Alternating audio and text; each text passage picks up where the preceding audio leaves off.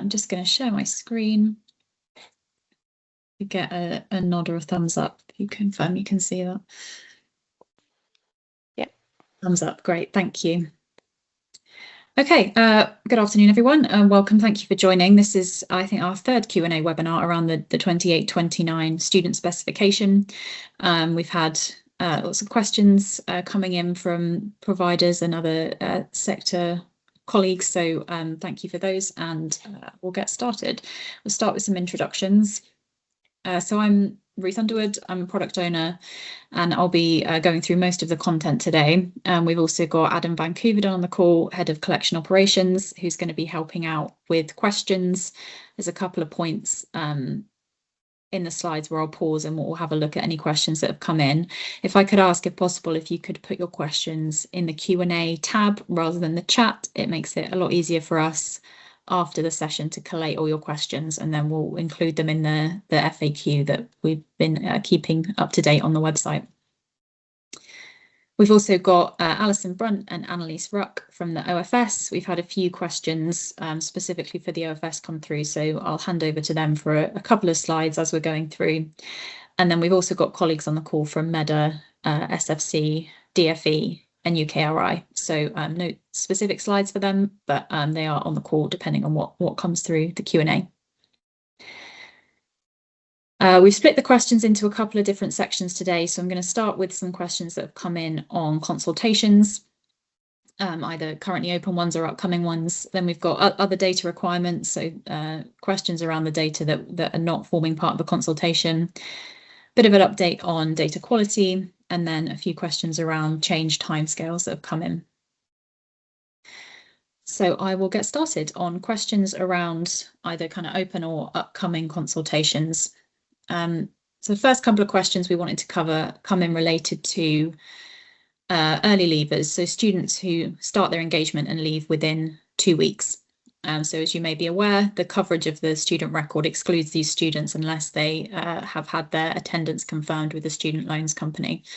So we've had a few questions around what about students who start very close to the end of the reference period? So maybe they start within a week of the end of the reference period. They haven't completed that 2 weeks of study yet. And we've included a question on this in a proposal as part of the currently open consultation we have, which is reference periods and related factors. What we're proposing here is that they should be submitted in line with the student's intention. So if they start, say, a week before the end of the reference period, if the intention of the student is that they will continue beyond 2 weeks study, assuming they meet the other coverage criteria, then they would be included in your record.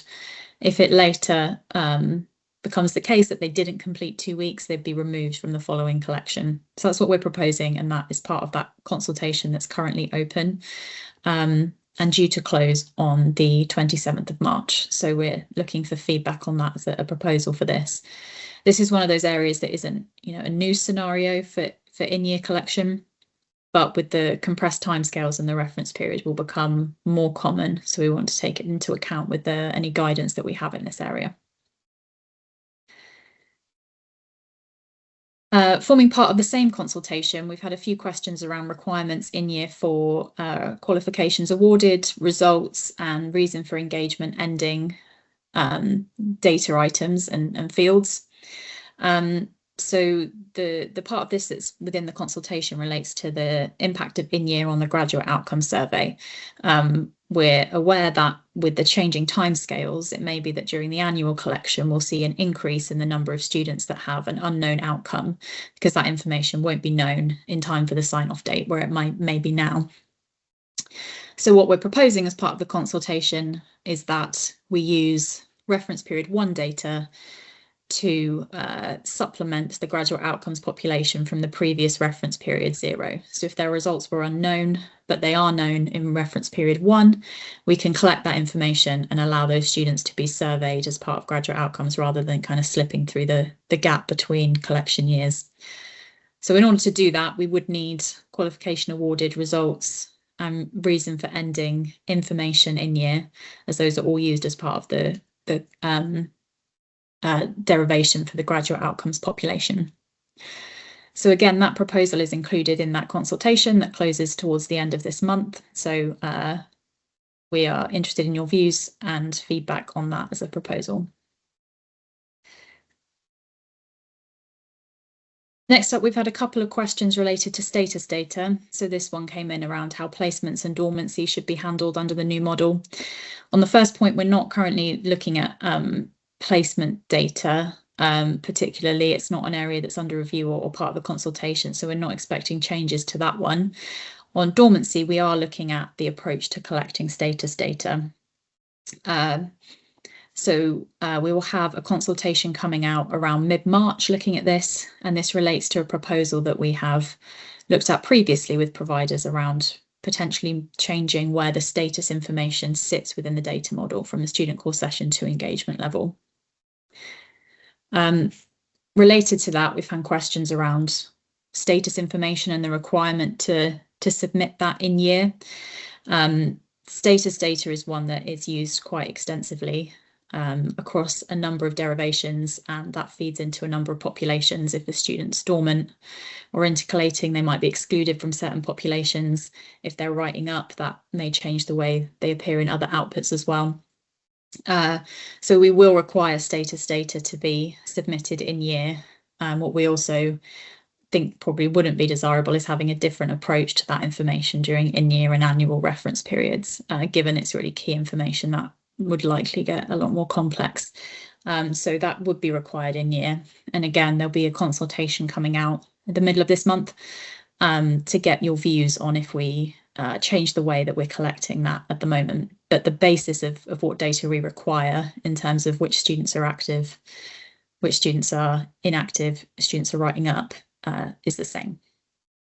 It's a question of how we collect that. For the next one, I'm going to invite colleagues from OFS to come in, as we had some questions around cost centre information and the requirement around that. Yeah, thanks, Ruth. And this is another one where JISC is going to be consulting later in March. So some of this is kind of subject to change depending on consultation outcomes. But the first question we've had was around the kind of value of cost centre data and kind of how that differs to the information that can be derived from the subject data collected in respect of HECOS codes and the application of the common aggregation hierarchy. Where I think from our perspective, the kind of added value of cost centres is the kind of continuity and comparability across different collection mechanisms. So it is the kind of one classification system for subjects and departments that is consistently collected across the student, staff and finance records. And that allows kind of consistent calculations of things like staff-student ratios that we know are kind of contributing to league tables. They contribute to elements of our regulatory approach.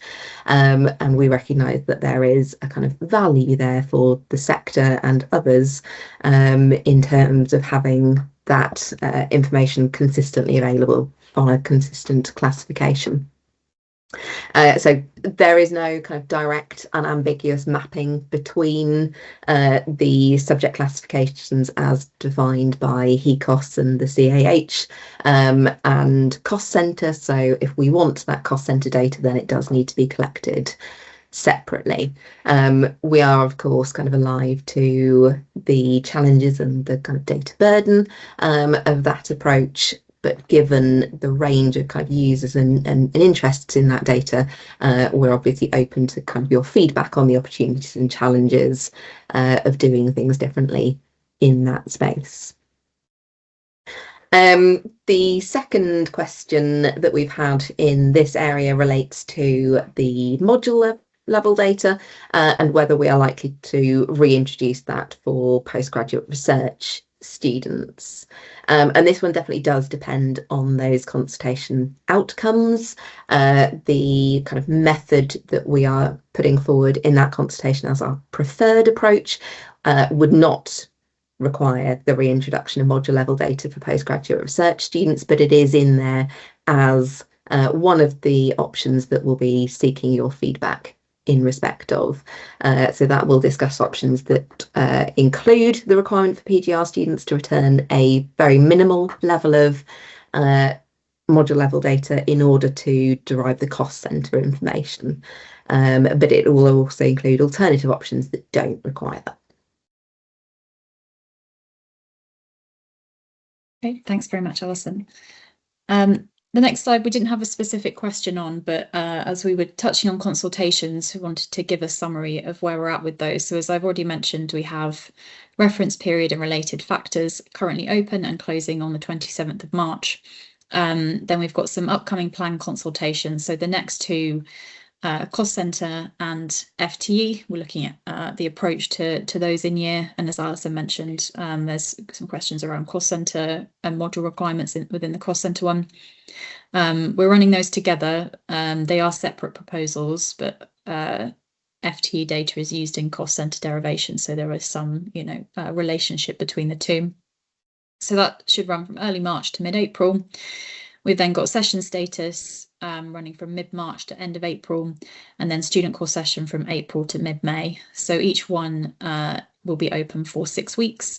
And then as you can see on the slide, we've also given an indication of when we expect to be able to share decisions on those. So we've got the first one in April and then follow-up decisions in May and June.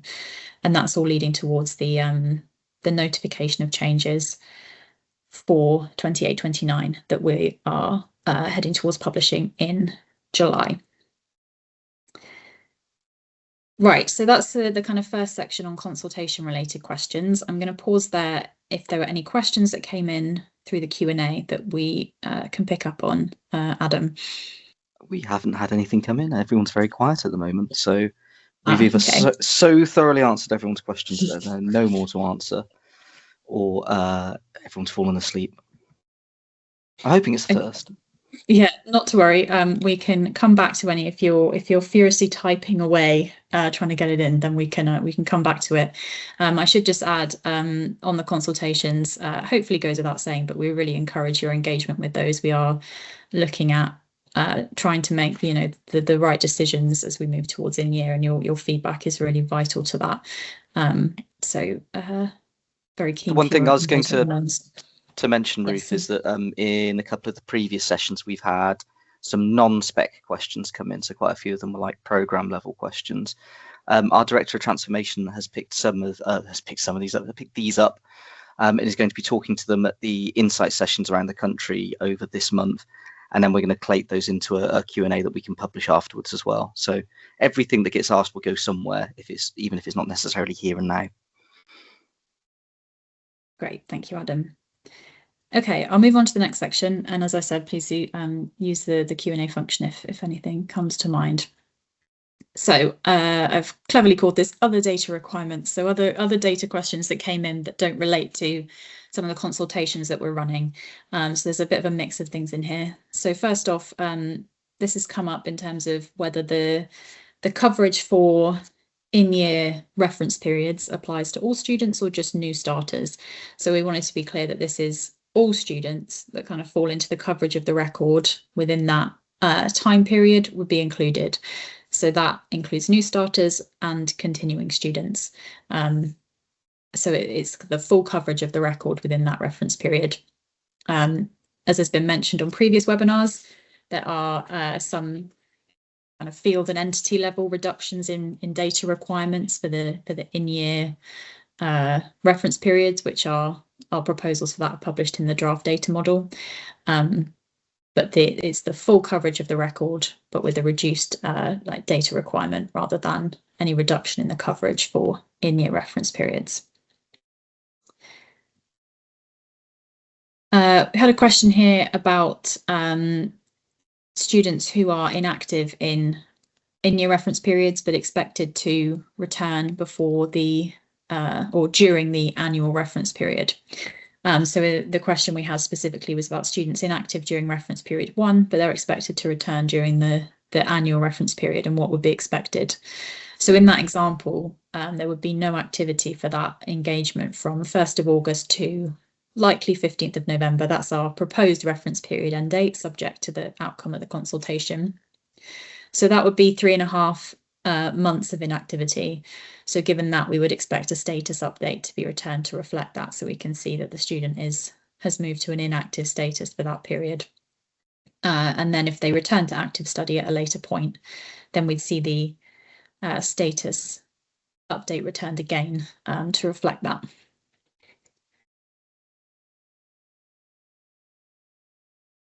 For this one, I think I'm handing back to OFS colleagues. Yeah, on I'll take that one, Ruth. Thank you. Yes, so module subject. So this is one that we are working through with colleagues at DFE and elsewhere, and are kind of keen to hear feedback from providers in England, but potentially providers in England will need to start returning module subject. It is reasonably likely that we are going to need that information for students on modular pathways, so those funded via the LLE and kind of more broadly studying on the modular pathways that we've defined in the recent notification of changes for the 27-28 returns. So quite likely for those students, we are also considering whether it needs to be collected for all students to meet a broader range of long-standing policy objectives, but we're keen to understand the kind of range of potential opportunities and challenges in that respect. If we move on, Ruth, it is a similar story in respect of the carer field, which isn't currently in coverage for English providers, but again, it is one where we are for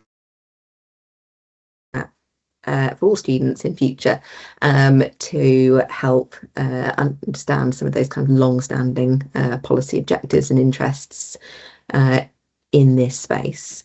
The kind of key thing to note in respect of this requirement, if it does come into play, is that it would only be included in the end of year returns. It would not be an in-year requirement.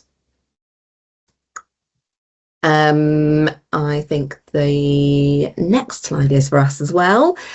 So this is kind of asking more generally about some things that the draft data model had indicated were going to be required for English providers at the end of the year. In particular, a few things that we've recently confirmed we're going to be removing from the data model. So this was a little bit of a kind of versioning issue that has subsequently been corrected. So the draft data model has been updated to reflect that some of those fields, for example, the fields around fees, ELQ and other funding information, they are being removed from the record for providers in England. There is absolutely no plan to reintroduce those requirements for in-year reporting, and that has been reflected in the most recent version of the data model. It also kind of clarified that module delivery role has not been a requirement for providers in England and does not become a requirement for providers in England, so that remains out of scope. Thanks, Alison. And just to add to that, as Alison said, that's been reflected in an updated version of the draft data model. So we are updating that as and when if things become more clear or we get queries and changes. So as it is labelled, it is in a draft state until we get to that point of announcing the notification of changes. And within that document, it's marked in there which things have changed since the previous or since the original version, so you should be able to see in there what has been updated. A couple of questions we got in terms of personal characteristics data. So whether providers still need to survey students annually for this, and whether, if it's required in year, should you report the latest position or the end of year position. In terms of the data gathering requirements for this, those are the same. So the kind of general guidance around surveying students annually for this kind of information, that remains, and generally the latest known position would be returned. So some of these fields, as outlined in the draft data model, are required in year, some only required end of year, and generally the latest known position would be returned. So we might see changes to what you submit between the in year and the end of year reference periods if you have more up-to-date information from your students on the kind of correct value for those fields.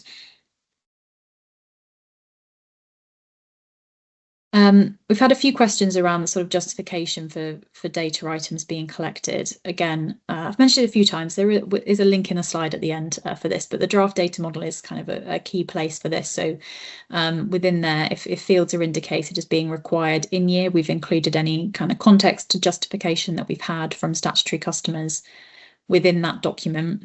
And again, we can continue to update that as things evolve. If we gain any further information, we'll add to that. And then when we get to the point of publishing kind of coding manuals, we have our reason required and information within there that can be used. Again, I'll pause and see if we've got any questions. I think I did see a few coming in this time. We've had a flurry, Ruth. Yeah. So, okay.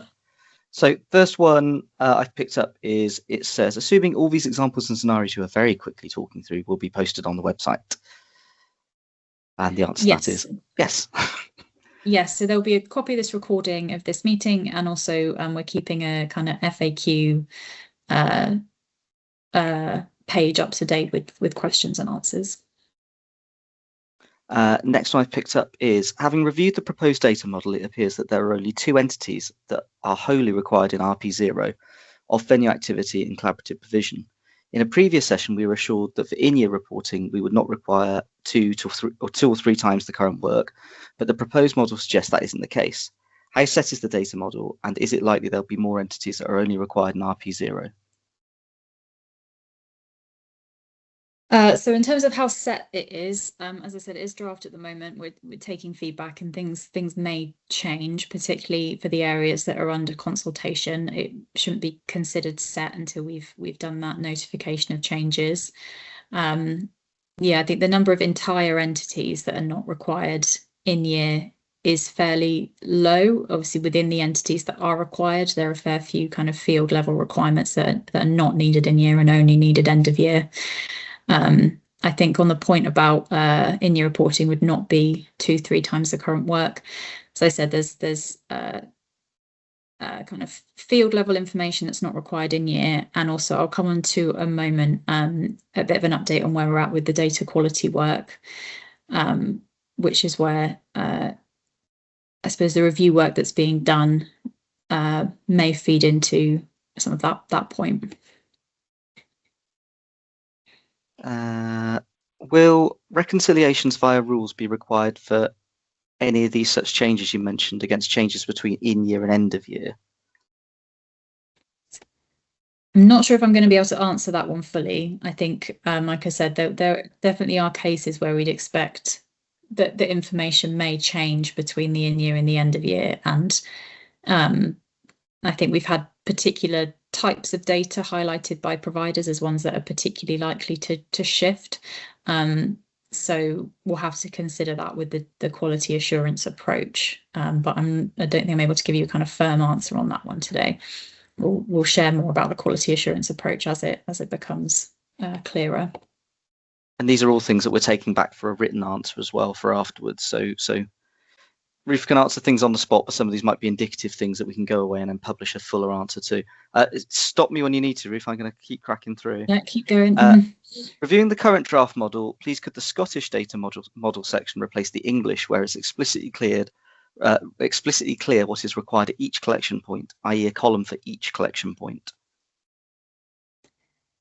I'll have to take that one away. I can't picture in my mind what the difference is now, but we'll note the feedback and we'll take it away and see if we need to make some changes.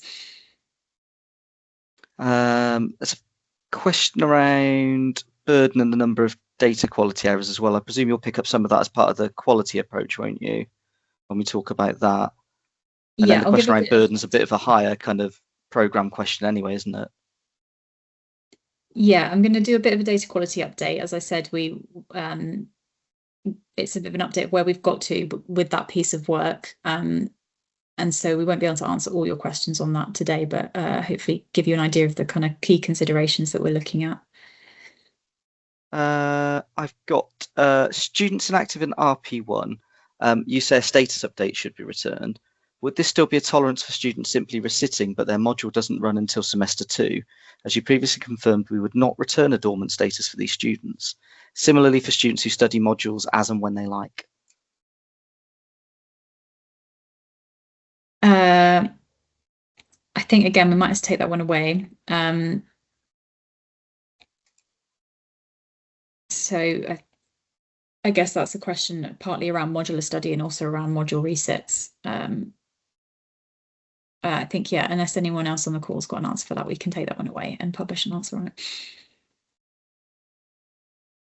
Oh, yeah, let's make sure I'm keeping up to date.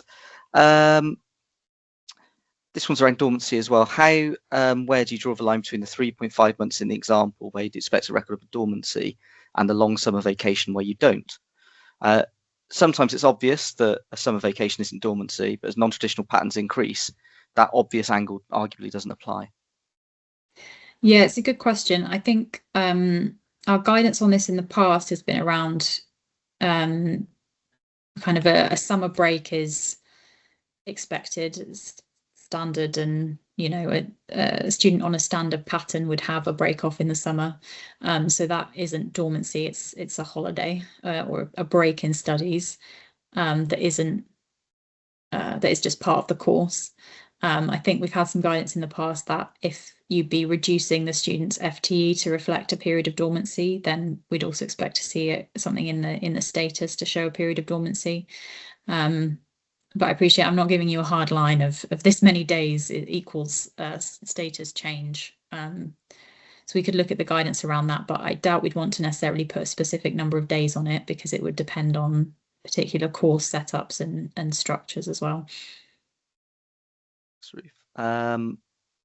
This one's a little bit about the validation as well, so possibly is answered later on.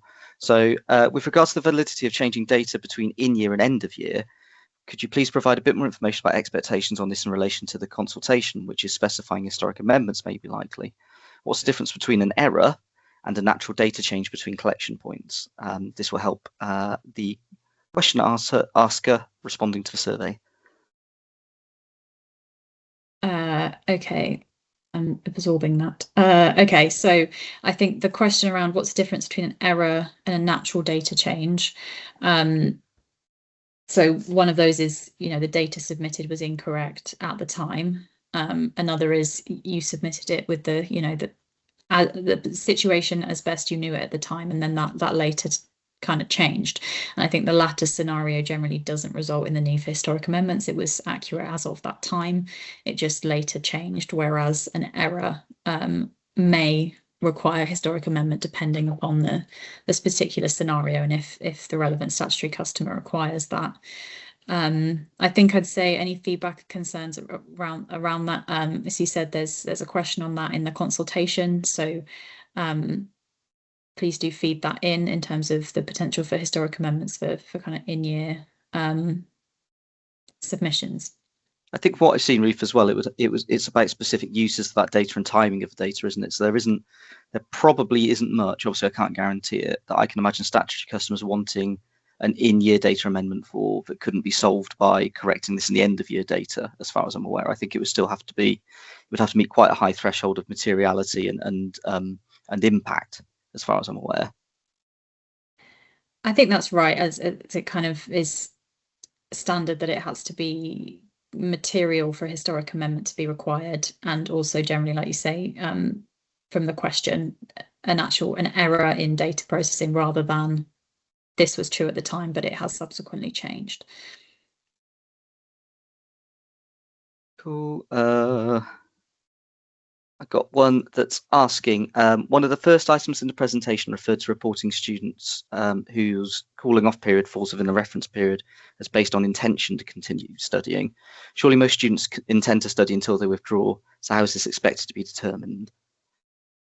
Yeah, I think for most students intend to study for more than 2 weeks, so it would only be if you had very short courses that wouldn't be meeting that threshold. But generally what we're proposing is if the student starts towards the end of the reference period and they've signed up for a course that meets the kind of threshold for coverage of the record, they'd be included. I think within the consultation, it also said that it may be that you find out that they've withdrawn after the end of the reference period, but before the sign-off date, in which case you may be able to remove them from the record at that point as well. So again, your feedback into the consultation on that is very welcome.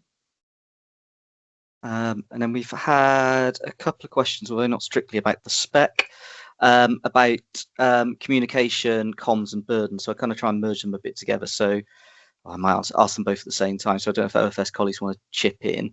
So what are HESA and OFS planning in terms of keeping senior management and accountable officers up to date with proposed changes and the volume of work involved in in-year reporting, where current practice means any and all communication is simply passed down to colleagues directly involved and not engaged with the level at which it's directed? That's a hard one. So we are planning on the HESA side communications out to accountable officers. I know there's a letter from our senior management due to go out pretty soon to accountable officers. I think it's difficult for us to be able to explicitly express the volume of work involved, because that is different depending on which university you are, how you're set up, what systems you use. You know, I've been to various places, and the volume of work, although it's never low, is more or less at different places depending on how they're set up and what practice is. I think one thing I'm keen on emphasising is that this is a lot of work, and some of the work that we've been doing around risk and talking to providers who've maybe found the last few years more difficult than others is that we've often been able to pull in senior colleagues into those conversations and help those people actually at the coalface help their senior management realise that this is difficult. So I think it does have to be a bit of a two-pronged attack from my point of view in terms of both HESA and providers trying to get through to senior management. I'm really keen to kind of speak to providers, outside of this as well, about anything else that we can kind of produce and send out and affect and things like that. But it's certainly something that's very much on my mind, because this is something that came up time and time again during Data Futures. I don't know if OFS colleagues have anything to add about that kind of reaching senior colleagues dilemma. I think just to note that it is very much kind of on our radar. I think we recognise the kind of issue and the challenge in that respect. So very actively kind of reviewing the various face to face, as well as kind of the written correspondence, and anything that we can build into relevant events and speaking engagements, then we'll be endeavouring to do so. And then another one we've had is just around kind of to what extent did the OFS, and it could apply to any other regulator as well, or funder here, around kind of evaluating burden and changes and things like that. To what extent do you kind of judge burden when making changes, I guess would be the question.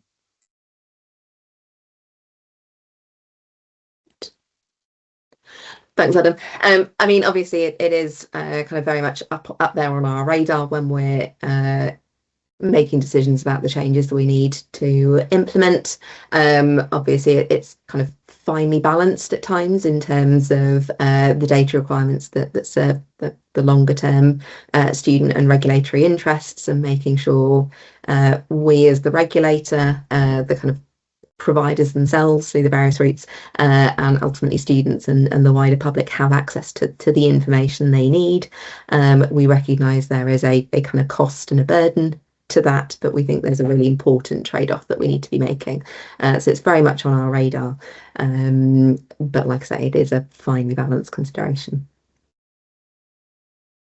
And then the last one I picked up isn't really about in-year or the spec, but I thought I could pick it up and answer it here quite quickly. So there was a question about the LLE changes and the fact we've asked for some input on that, and to what extent would requirements be revised in the light of feedback? Annoyingly, the answer is going to be, well, it depends what the feedback is and how many people feed that back as well. So some of it's just about making sure that what we've kind of got is kind of feasible, that it makes sense, that we've not kind of dictated a change that absolutely completely disagrees with what's going on in the real world of what's going on. Unfortunately, I this is hard to collect, or this is difficult, or it's extra to do. As far as we're concerned, in that consultation, in that input kind of isn't enough to kind of make us change what we're doing. This is a kind of statutory requirement in terms of what we're collecting around your students.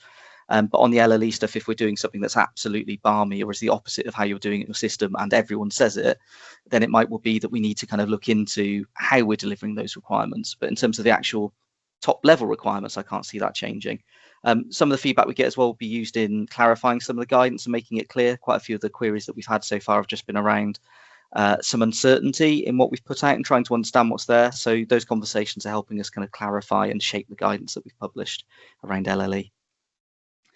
And I think that is all I've got for now, Ruth. Okay, great. Thank you very much. And thanks all for the questions. I've got another section to run through, and then we'll pause again to see if any more have come in. So next up, data quality. So as we have today, we're starting to get more questions on this area. So we wanted to give you a bit of an update of where we've got to with this work. So in progress at the moment is developing a set of data quality principles for in-year collection, so that we can have clearer and more consistent approach to quality assurance. So the team have been working with statutory customers, defining what fit for purpose means at different points in the collection. So thinking, what is fit for purpose for reference period 1? What is fit for purpose for reference period 0? And what levels of trust reasonable as the data improves throughout the year. So this is looking at making the quality assurance approach progressive and proportionate. For example, so that explanations accepted earlier don't need to be repeated. So if you've explained a quality issue in RP1, you shouldn't have to explain it again in RP0. Only new or changed issues should require action. And the work is trying to align that with onward use. So I think that's been mentioned in terms of, how is reference period 1 data being used? Therefore, what is fit for purpose, and what quality assurance is needed to align with that. So again, that's looking at statutory customer priorities, focusing on what matters for each stage of the collection. So at the moment, data quality team are carrying out statutory customers discussion with statutory customers and technical discoveries, so that we can share kind of more information and our findings on quality assurance approach in coming webinars. As I said, we're getting more kind of questions through on this. Understandably, you want to see more on this. So all of the questions that are being raised and the points are being shared with the data quality team who are working on this. Some of the key considerations around, again, that point about ensuring that data is fit for purpose. Quality assurance is proportionate and progressive, and also understanding how in-year validation aligns with the end-of-year point. So some of the questions we've had about validating between in-year and end-of-year reference periods. So a lot of the questions you've raised do align with some of the key considerations that are being worked through at the moment. And as I said, that's kind of the update that we have for you today, and we'll be looking to share more information in coming webinars as the approach evolves.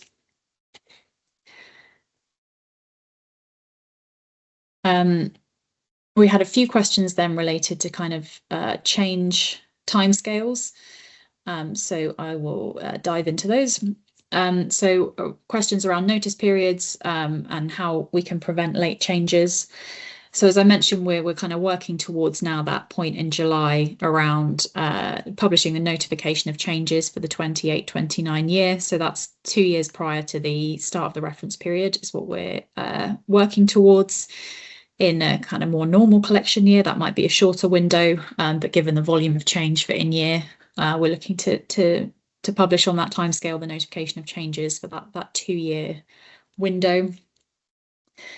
And we're working with different kind of interested parties, so statutory customers, providers, software suppliers, and that's through consultations that I've already mentioned, and some particular meetings where we're kind of relevant with different sector groups to get feedback on the changes that we're proposing in the draft data model, and also through kind of feedback that we've had on the feedback question form that's been published alongside the draft data model.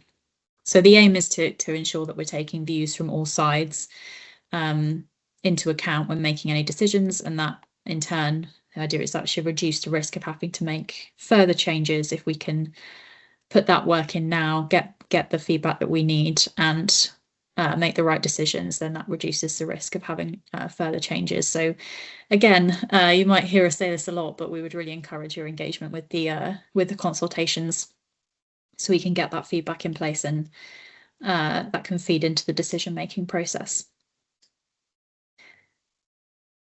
In terms of specific changes, we've had some questions around when those will take place. So we have notification of changes published for the 25056, 26056 and 27056 collection, the last one in relation to the LLE and modular data requirements.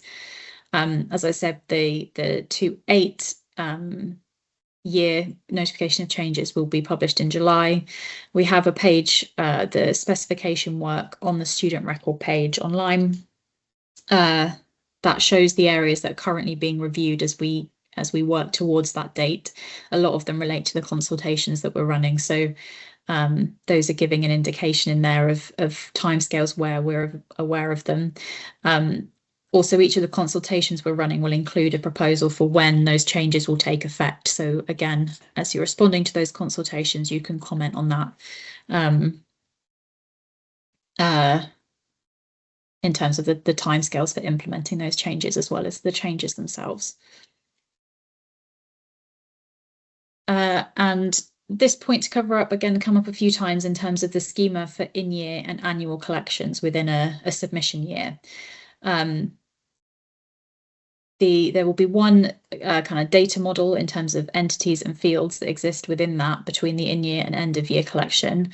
There will need to be updates between in-year and end-of-year for third-party coding frames. So the main one that we're talking about here is UCAS valid entries. We take the latest information from them to populate the entry qualification award field valid entries, and because of the timing of the in-year reference period and the end-of-year reference period, there will need to be likely additional valid entries added in between the two, just to make sure that we're in line with the latest valid entries, and you can submit the entry qualifications in line with the information you have from UCAS. So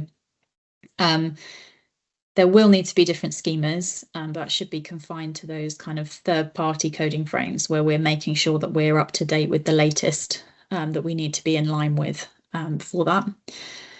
In terms of any varying requirements between nations, and also any varying requirements between reference periods, so say a field required end of year but not in year, that will be covered through quality rules. So we won't be looking to cover any of that through changing the schema between in year and end of year.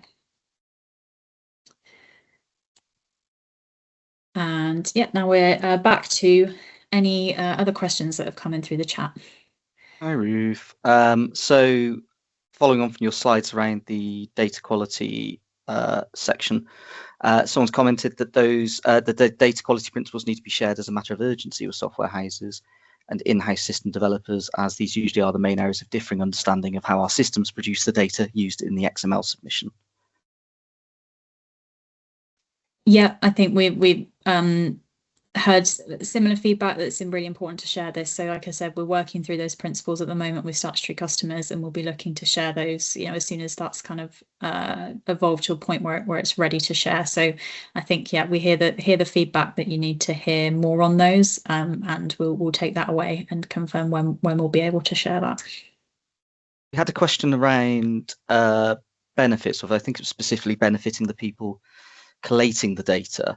I think most of the benefits that we've got, I think, are taken from the OFS letter in England, aren't they, around the kind of the benefits of moving to in-year data, and are probably more kind of grand than specific benefits. I was trying to think of anything that happens in my job that benefits my job. I don't think anything I do in my job benefits me personally, other than the wage I get.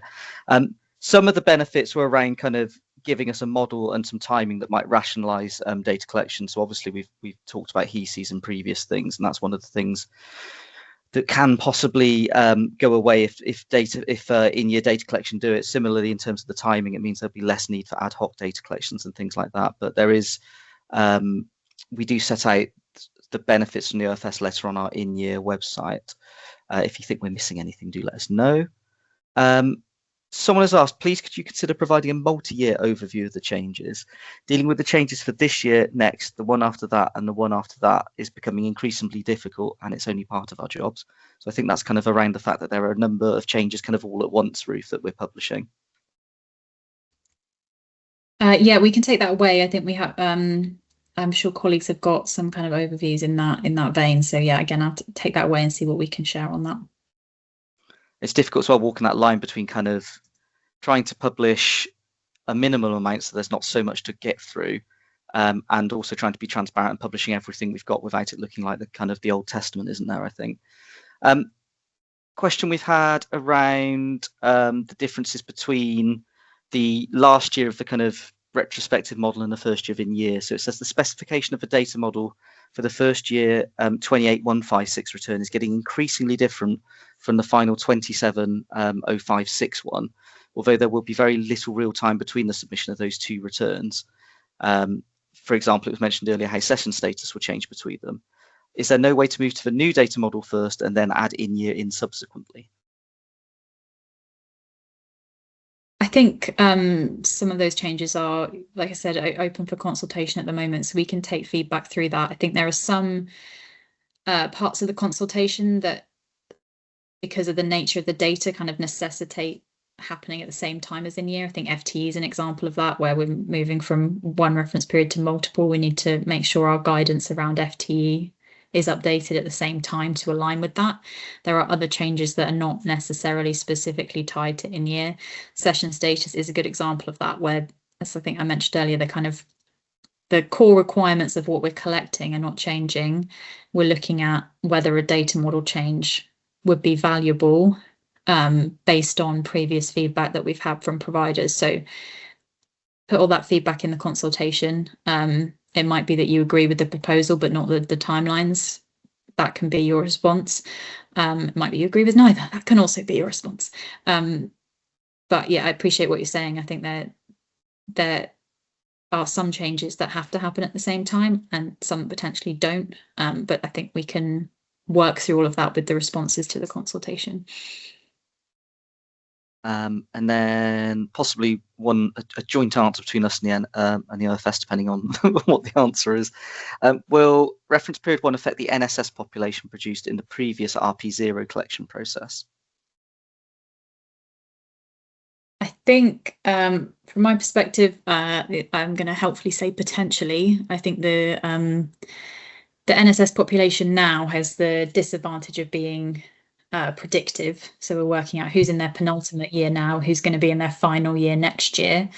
And therefore, inevitably, it changes. And so I'm not involved in the process, but I understand you have some fun with additions and removals at the provider side to get that population right. So there is potential that in-year could do something around that, but it hasn't been agreed yet what that could look like or if that will be the case. But I'll pause in case anyone from the OFS side wants to comment on that. Yeah, I think our ambition, and I think it will kind of depend on how what we've done when we try to do it, and in all likelihood we'll run multiple approaches in parallel initially. The ultimate intention or ambition would be to derive the NSS population solely from that RP1 data, so that, as Ruth says, we avoid the need to try and predict who is going to be in their final year, and instead use that RP1 data to tell us who actually is in their final year, which, as Ruth said, would then negate the need for too much faffing around with the additions and removals process as currently. That sounds like a potential benefit, doesn't it? It does. There's one. We found one. I'm up to date on the ones that we've had in the Q&A, Ruth. Okay, great, thank you. I've got a few more slides just on some resources that I'll run through, and then we'll see if anything else pops up. So the HESA calendar is available on the website. I think the slides will be shared after this, so you'll have all the links as well. And this shows all the kind of key deadlines and dates across all of our collections. So it can be a helpful resource for knowing when all of the key things are cropping up. Here's some links to some parts that we've referenced as we've gone through the presentation. So the specification work on the student record is where we're kind of giving updates on the areas that are being reviewed, and then the link to consultations. So that shows the currently open and also any upcoming, or at some point it will also show now closed consultations and outcomes, but we're not quite there yet. So that's where all the consultation information is being held. And then again, various links in there for our kind of user guides, definitions, e-learning, and support guides, also in the slides when they get sent around. And the liaison team, I think you probably all know their contact details by now, but always available for questions that you have. And finally, the training team include a feedback link. Here we're always interested in any kind of feedback from seminars and events that we do. So please do let us know what was helpful, what wasn't, what we might be able to change for next time. That will help us to shape future events. So I'll just pause in case any other final questions have come in. I don't think I saw anything pop up. I've not got anything, but all the questions are always really useful because I think it gives us an idea of kind of what you've seen, what you haven't seen, what we haven't done, or what we might need as well. So apart from getting the answers out, it helps us kind of shape the kind of material that we're putting together as well. I will try and hunt down what's gone on with that letter for the accountable officers because I know it's in the final stage. So I presume if you've not seen it, it's not gone out. Oh, there we go. One last question. I got one come in. Any update on how the OVT and HTP will work in practice supporting in-year returns? For example, will they allow multiple submissions to be evaluated at once? Yeah, so the way that the HTP is set up is that you sign off one collection before submitting to the next one. So you'd need to sign off, say, 28156 before submitting to 28056. And that's because of the way that the collections use historic data. So for things like historic entry profiles or a lot of the continuity validation. So you'd need to sign off one collection before submitting to the other one. That doesn't apply to OVT. So if you're not signed off in 28156, you could still submit to OVT for 28056 once it's open. You would need to be aware of that point I've mentioned. So in terms of the kind of cross-collection validation, if your 28156 data is still in flight, your continuity and historic entry profiles in 28056 are not going to be picked up. So it's to be aware of for that one, but yeah, it works slightly differently between HTP and OVT. Sandy, we've had another one about NSS. If you derive the NSS population from RP1 data, you exclude students who studied up to the final and then withdrew and did not return for the final year. Is that the intention? Is contrary to current approach that, as we understand it, deliberately includes those students? I think that's a really useful point. I think we're quite early on in any conversations around that, so we can. And that's similar to some of those graduate outcomes questions in the same way, isn't it? Yeah, I recognise that. That's one to take away and come back on, isn't it? Yeah, definitely. That's all I've got, Ruth. There's no other questions. Just to say thank you very much for coming, and also all of the questions. As Adam said, it's really useful to have those. We will share the recording once available and the answers to the questions on the relevant pages. Thank you very much. Thanks all.